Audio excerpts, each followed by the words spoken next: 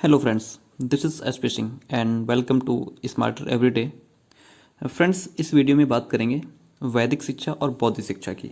जैसा कि मैंने आपको बताया था कि मैंने आपको सारे क्वेश्चन पेपर भी दिए हैं। ये है आपके सामने क्वेश्चन पेपर फर्स्ट।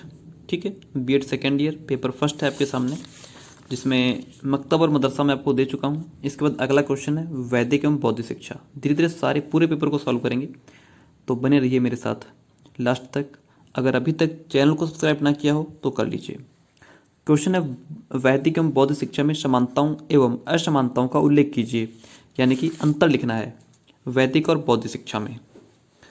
तो वैदिक और बौद्ध शिक्षा में अंतर करते हैं। देखिए, वैदिक शिक्षा प्रणाली में शिक्षा पर गुरुओं का नियंत्रण था। जो हमारी वैदिक शिक्षा प्रणाली थी, इसमें शिक्षा पर क्या था, गुरुओं की पकड़ थी, यानी कि गुरुओं का पूरा कंट्रोल था, पूरा नियंत्रण था। ठीक है, लेकिन जो बौद्ध शिक्षा है, बौद्ध शिक्षा प्रणाली में शिक्षा बौद्ध संघों के नियंत्रण में थी। यहाँ पर शिक्षा पर गुरुओं का नियंत्रण था और यहाँ पर शिक्षा पर जो है वो बौद्ध संघों का नियंत्रण था। दूसरा पॉइंट, वैदिक शिक्षा पद्धति में वर्णाश्रम व्यवस्था को महत्व दिया जाता था और बौद्ध शिक्षा प्रणाली में जाति या वर्ण का कोई महत्व नहीं था। ठीक है, वैदिक शिक्षा में चारों वेदों का अध्ययन जरूरी था, परम आवश्यक था, लेकिन बौद्ध शिक्षा में वेदों का अध्ययन सभी के लिए आवश्यक नहीं था। जो अध्ययन करना चाहे वो कर सकता था, सबके लिए जरूरी नहीं था। वैदिक शिक्षा प्रणाली में कर्मकांड को महत्व दिया जाता था। ठीक है, इस शिक्षा प्रणाली में केवल आवश्यक कर्मकांड पर ही जोर दिया जाता था। बौद्ध शिक्षा में वैदिक शिक्षा पद्धति ईश्वर की सत्ता पर विश्वास करती थी, लेकिन बौद्ध शिक्षा पद्धति पूरी तरह अनीश्वरवादी यानी कि नास्तिक थी। यह ईश्वर में विश्वास नहीं करती थी बौद्ध शिक्षा। वैदिक शिक्षा में व्यक्तिगत शिक्षण पर जोर दिया जाता था और बौद्ध शिक्षा में सामान्यतः सामूहिक शिक्षण होता था। यहाँ पर पर्सनल जो है एजुकेशन होती थी और यहाँ पे सामूहिक। 7, शिक्षा का माध्यम विशुद्ध संस्कृत भाषा था। इसमें शिक्षा का माध्यम लोक भाषा पाली था। वैदिक शिक्षा प्रणाली में आंतरिक अनुशासन पर अधिक बल रहता था और बौद्ध शिक्षा में बाह्य अनुशासन पर बल दिया जाता था। वैदिक शिक्षा प्रणाली में केवल ब्राह्मण वर्ण के व्यक्ति ही शिक्षण कार्य करते थे। जो वैदिक शिक्षा है, इस प्रणाली में केवल ब्राह्मण वर्ण के व्यक्ति ही शिक्षण कार्य करते थे, जबकि बौद्ध शिक्षा में किसी भी वर्ण के व्यक्ति, पुरुष अथवा स्त्री, भिक्षु शिक्षा प्राप्ति के बाद शिक्षण कार्य करते थे। ठीक है, वैदिक शिक्षा में केवल ब्राह्मण और बौद्ध शिक्षा में कोई भी व्यक्ति शिक्षण कार्य कर सकता था। वैदिक काल में स्वाध्याय विधि के अधिक अवसर नहीं थे, जबकि बौद्ध काल में पुस्तकालयों के विकास से स्वाध्याय का मार्ग प्रशस्त हुआ। वैदिक शिक्षा में लोकतंत्रीय भावना को प्रमुखता नहीं दी गई थी। बौद्ध शिक्षा में लोकतांत्रिक पद्धति को मान्यता दी गई थी। वैदिक शिक्षा में केवल शिष्यगण भिक्षा देही कहकर भिक्षाटन करते थे। ठीक है, और बौद्ध शिक्षा में गुरु व शिष्य दोनों मौन रहकर भिक्षा मांगते थे। यहाँ पर भिक्षा देही कहकर भिक्षा मांगते थे, यहाँ पर शिष्य व गुरु दोनों मौन रहकर भिक्षा मांगते थे। और वैदिक में केवल शिष्य। वैदिक शिक्षा धर्म को अधिक महत्व देती थी, जबकि बौद्ध शिक्षा जीवन के बहुत अधिक निकट थी। वैदिक शिक्षा निःशुल्क थी, ठीक है, परंतु सभी को शिक्षा का अवसर नहीं था और यहाँ पर शिक्षा शुल्क किसी न किसी रूप में जरूर देना पड़ता था। शिक्षा गुरुगृह या गुरुकुलों में होती थी और बौद्ध शिक्षा जो है विद्यालयों, बौद्ध मठों तथा विश्वविद्यालयों में होती थी। ये था आपके सामने वैदिक एवं बौद्ध शिक्षा में अंतर। ठीक है, इसके बाद अगला क्वेश्चन है हमारा, वर्धा शिक्षा योजना के मूल सिद्धांत क्या है। चलिए वर्धा शिक्षा योजना की बात करते हैं।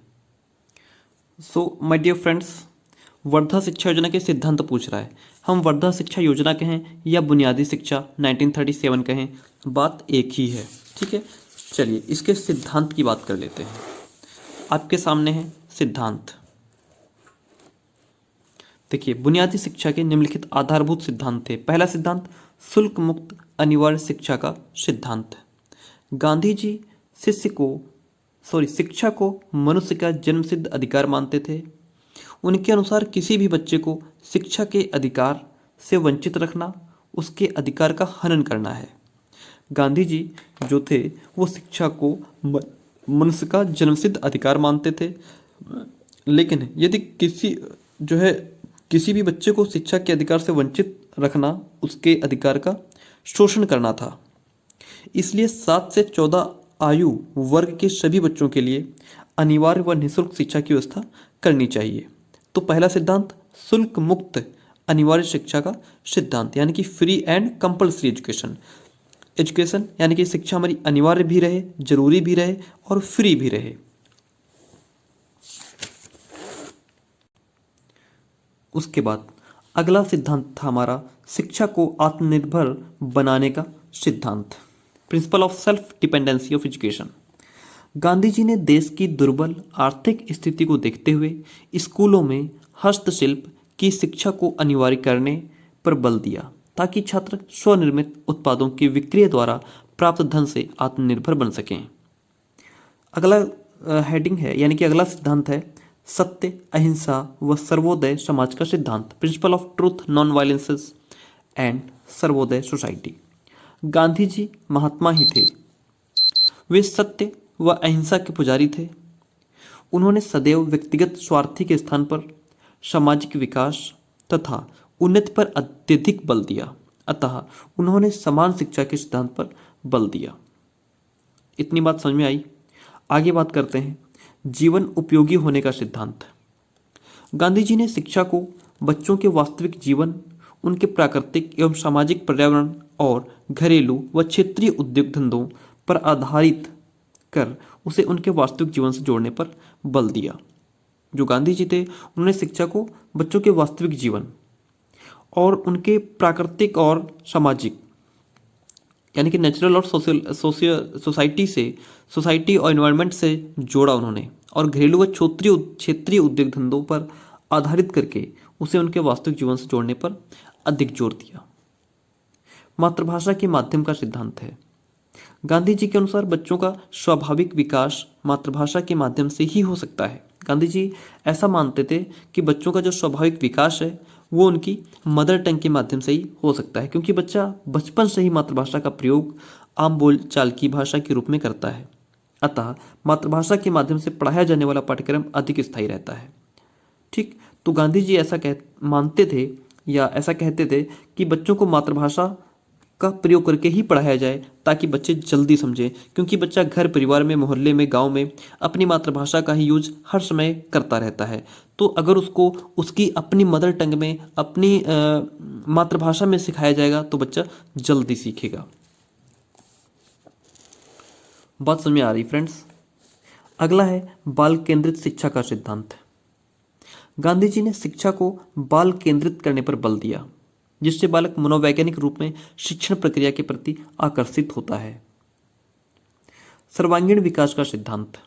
बुनियादी शिक्षा के द्वारा बालक के सभी प्रकार के विकास पर बल दिया गया ताकि शिक्षा के सभी समग्र उद्देश्यों को प्राप्त किया जा सके। यानी कि बुनियादी शिक्षा के द्वारा बालक के सभी प्रकार के विकास पर बल दिया गया है, ठीक है, ताकि शिक्षा के सभी जो उद्देश्य हैं वो प्राप्त हो सके, किए जा सके। पाठ्य पुस्तकों के कम प्रयोग का सिद्धांत। बुनियादी शिक्षा में अत्यधिक पुस्तकीय ज्ञान की अनिवार्यता के स्थान पर प्रैक्टिकल नॉलेज और व्यवहारिक नॉलेज पर अधिक बल दिया गया है ताकि छात्रों की इंद्रियों का विकास हो सके व रटने की आदत की समाप्ति हो। एकीकृत शिक्षा का सिद्धांत। गांधी जी ने ज्ञान को संपूर्ण इकाई के रूप में विकसित करने पर बल दिया, अर्थात पाठ्यचर्या के समस्त विषय व क्रियाएं समग्र रूप से बालक के वास्तविक जीवन से संबद्ध हों। क्रियात्मक शिक्षा का सिद्धांत। बुनियादी शिक्षा मुख्य रूप से हस्तकौशलों पर आधारित थी, अतः इसमें बालक की क्रियात्मकता पर अत्यधिक बल दिया गया। सो माय डियर फ्रेंड्स, ये थे आपके सामने बुनियादी शिक्षा के सिद्धांत। इसके बाद अगले वीडियो में हम बात करेंगे मैकाले के विवरण पत्र, राष्ट्रीय शिक्षा नीति 1986 और शिक्षा की समस्याएं, प्राथमिक शिक्षा का सार्वभौमिकरण से आपके क्या तात्पर्य है, इन सब क्वेश्चंस को अगले वीडियो में डिस्कस करेंगे। तो अगर अभी तक आपने चैनल को सब्सक्राइब ना किया हो तो कर लीजिए, वीडियो को लाइक करके जाइए। और ऐसा कोई टॉपिक जो आपको ना मिल पा रहा हो तो उसके लिए मुझे कमेंट कर सकते हैं, मैं आपको प्रोवाइड करा दूंगा। Thank you.